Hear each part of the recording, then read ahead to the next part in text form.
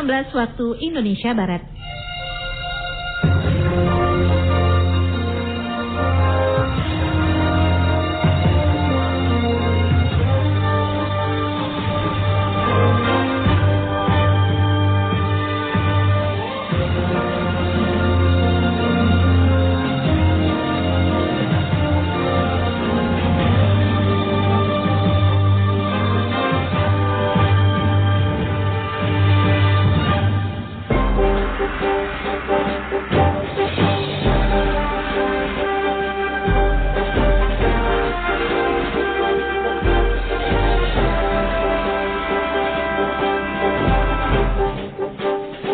Dari Jalan Jenderal Gatot Subroto nomor 214, Radio Republik Indonesia Medan dengan berita sore. Dalam menjalankan aksinya, ke-16 tersangka tersebut menggunakan modus operandi terorganisasi.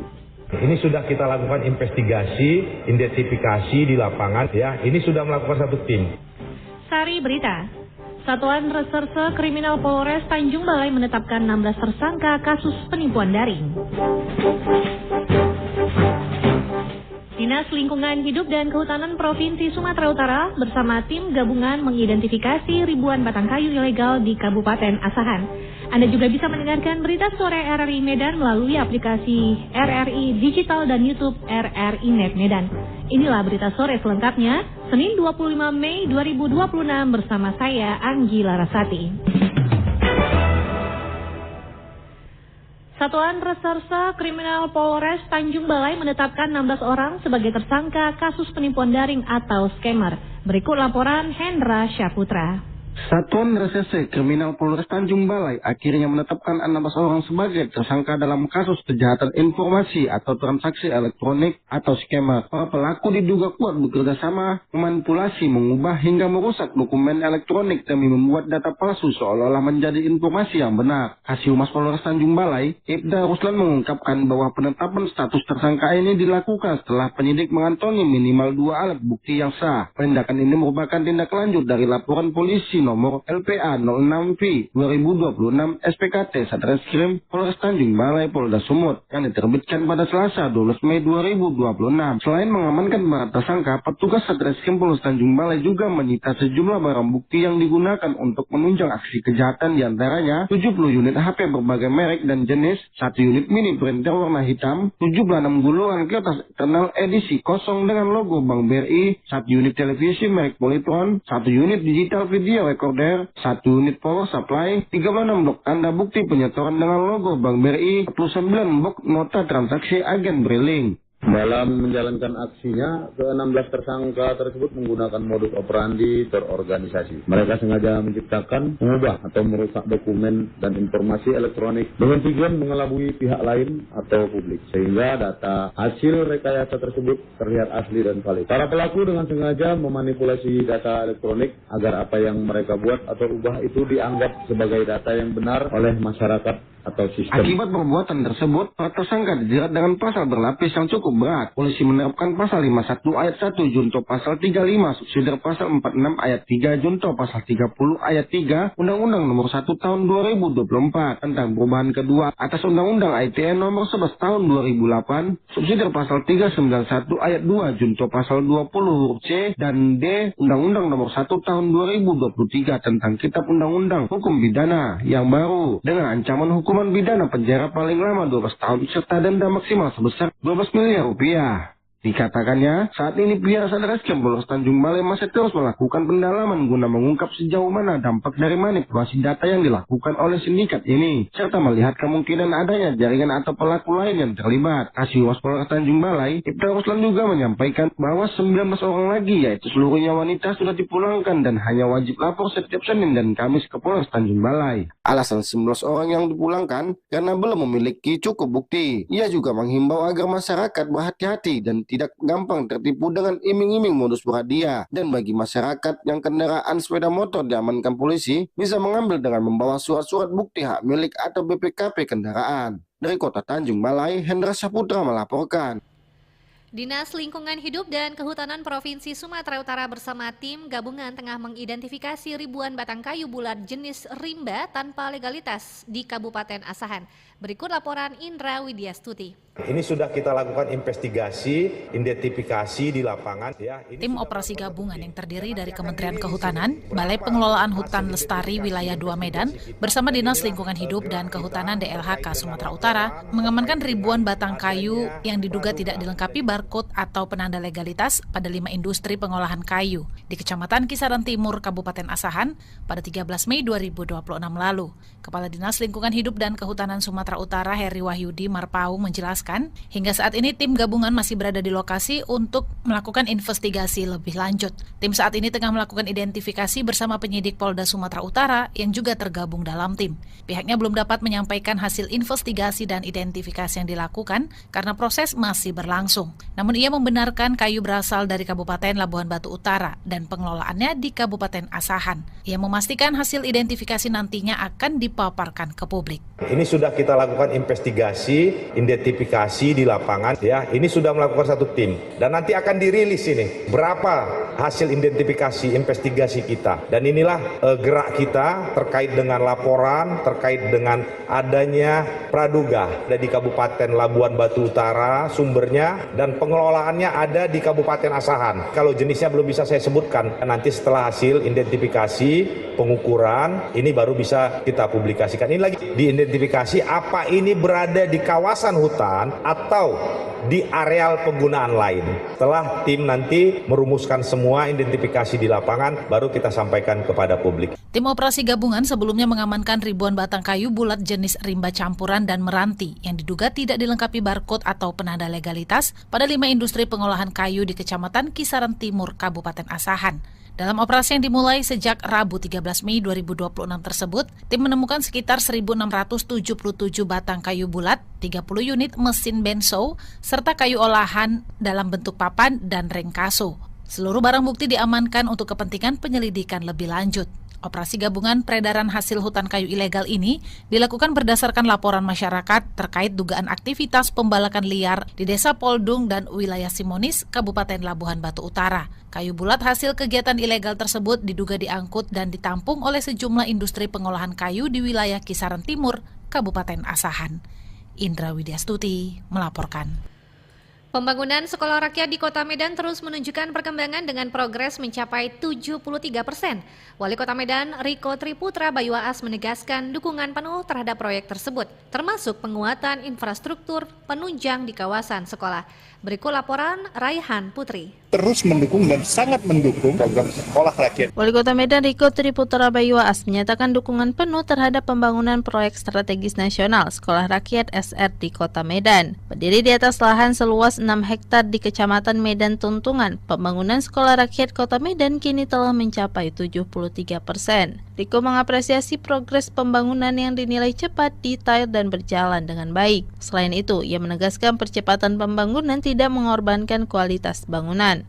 Riko mengatakan pemerintah Kota Medan akan terus mendukung pembangunan sekolah rakyat melalui peningkatan infrastruktur penunjang seperti perbaikan jalan menuju kawasan sekolah, drainase, hingga penerangan di sekitar lingkungan sekolah. Pemerintah Kota Medan terus mendukung dan sangat mendukung program sekolah rakyat ini, di mana kerjasama antara pekerjaan ini dengan pemerintah Kota Medan adalah bagaimana peningkatan jalan sekitar jalan sekolah rakyat ini, lalu drainasenya, karena sebelumnya belum memiliki drainase, lalu PJU penerangannya, juga nanti kita akan bekerja sama dengan kebutuhan-kebutuhan lain dari rekan-rekan yang sedang membangun sekolah rakyat ini.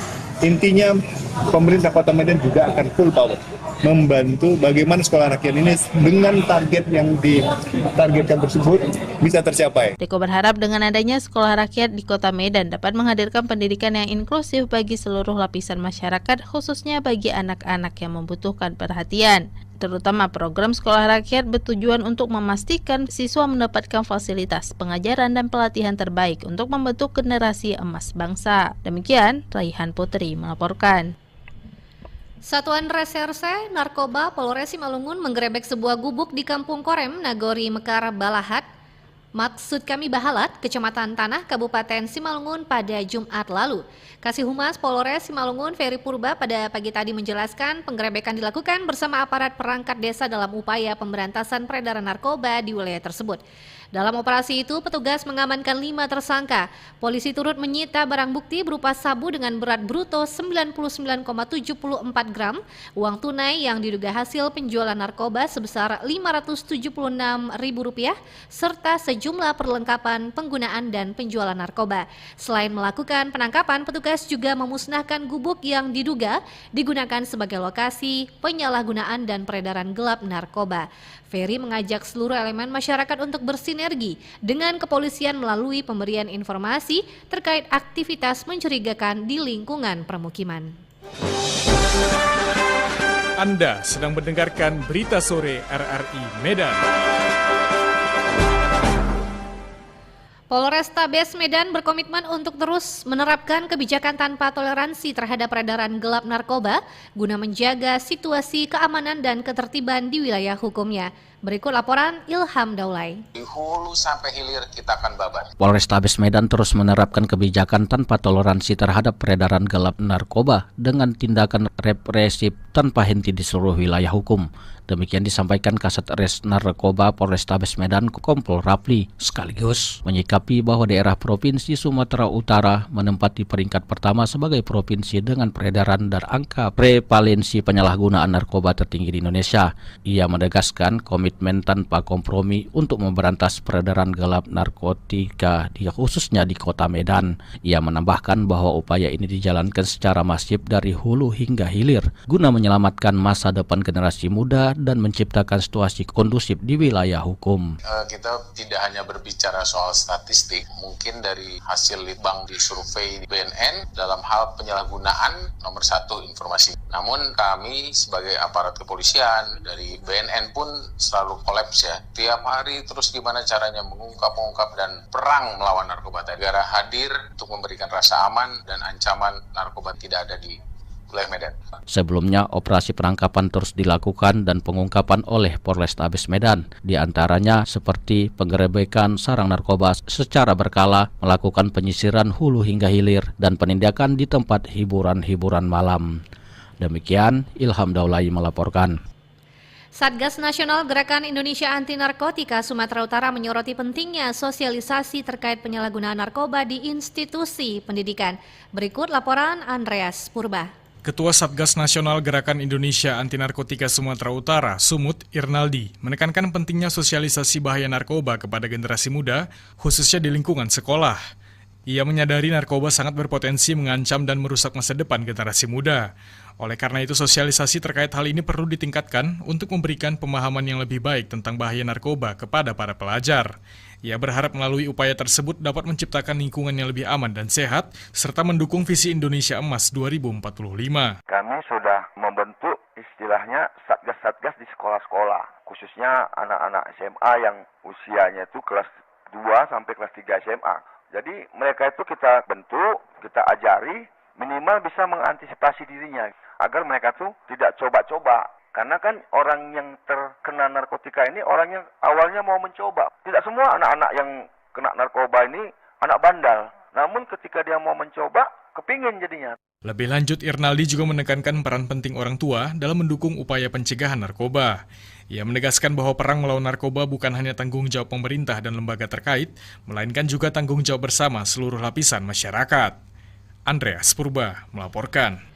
SMA Negeri 1 Medan membuka posko pengaduan guna membantu calon peserta didik yang mengalami kendala saat pendaftaran online seleksi penerimaan murid baru tahap 1 tahun ajaran 2026-2027 yang berlangsung hingga 2 Juni 2026. Berikut laporan Ulfa Nadira. Peserta didik atau calon murid atau orang tuanya yang menghadapi kendala dalam proses pendaftaran datang kemari, dengan senang hati kita bantu. Sekolah Menengah Atas Negeri 1 Medan membuka pendaftaran online tahap 1 Sistem Penerimaan Murid Baru SPMB tahun ajaran 2026-2027 pada hari ini 25 Mei sampai 2 Juni 2026 untuk jalur afirmasi, mutasi, dan domisili. Tim Panitia SPMB SMA Negeri 1 Medan Muhammad Sawal mengatakan SMA Negeri 1 Medan menyediakan kuota sebanyak 432 siswa yang terbagi dalam 12 rombongan belajar pada SPMB tahun ini. Untuk membantu calon peserta didik, pihak sekolah membuka posko pengaduan bagi calon peserta didik yang mengalami kendala saat proses pendaftaran. Sawal menyebut, posko pengaduan dibuka setiap hari mulai pukul 8 waktu Indonesia Barat hingga pukul 17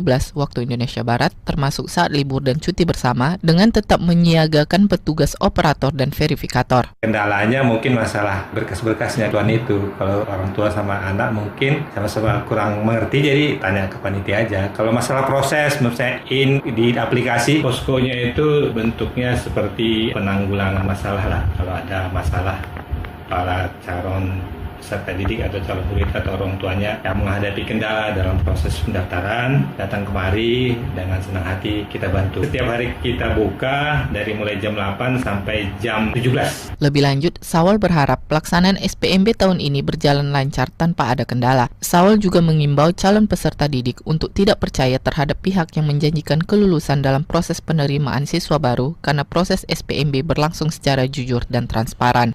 Ulfa Nadira melaporkan.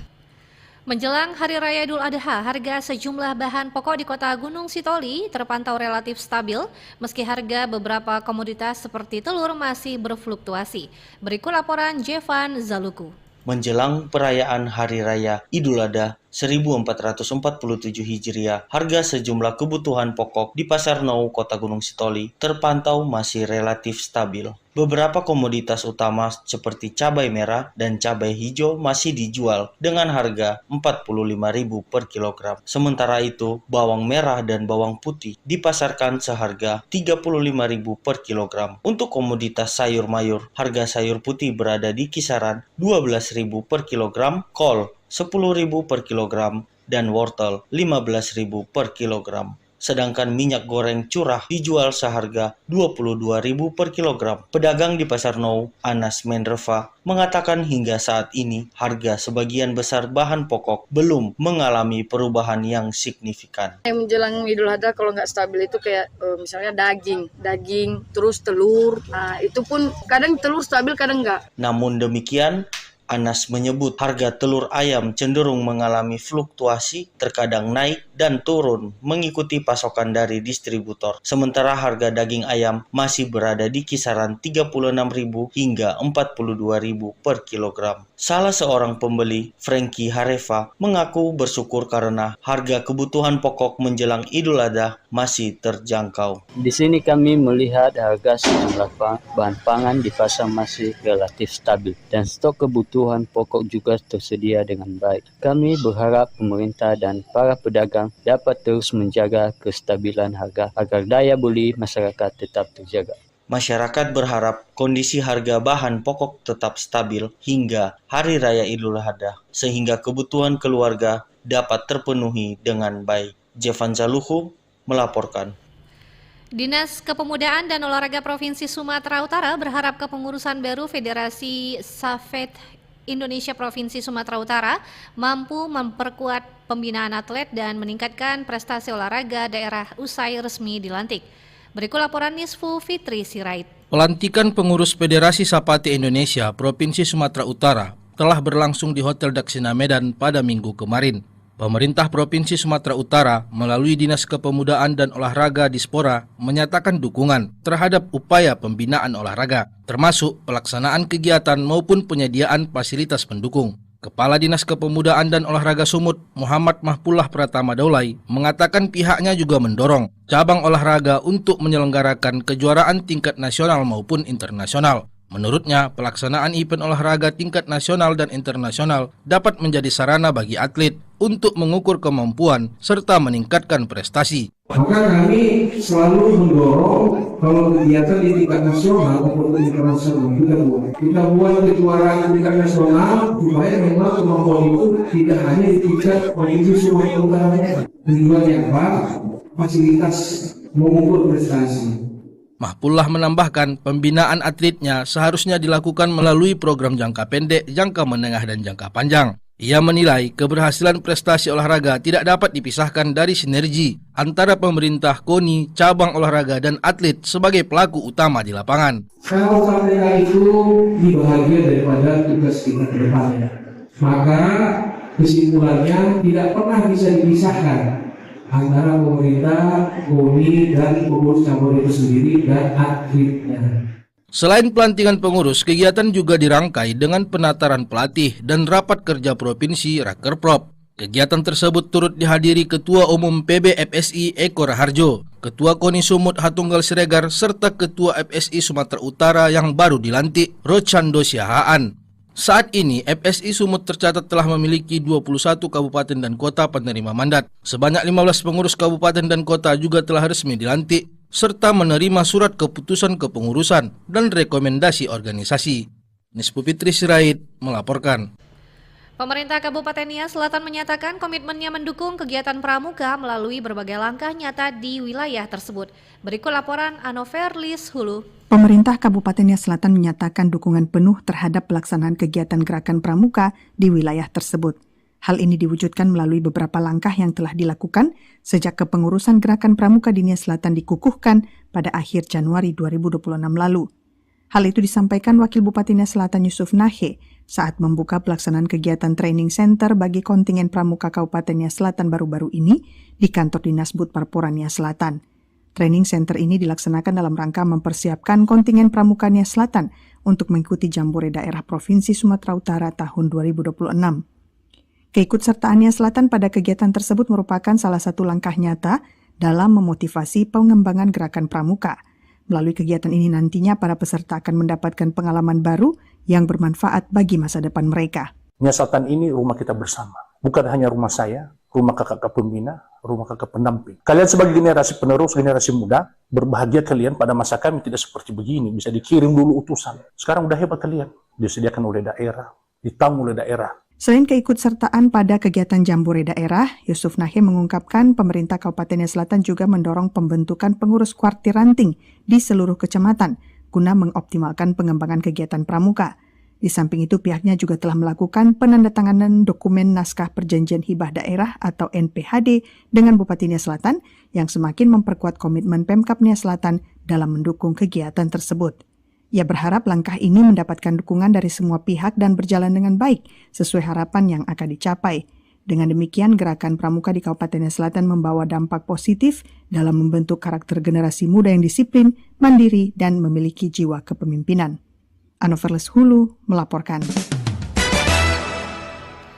Informasi tadi mengakhiri berita sore RRI Medan hari ini. Dapatkan juga berita aktual lainnya dalam portal resmi kami di rri.co.id Medan, serta ikuti media sosial terverifikasi kami. Simak terus informasi lainnya di aplikasi RRI Digital dan tetaplah bersama kami di Pro 1 RRI Medan. Saya Anggela Rasati, selamat sore.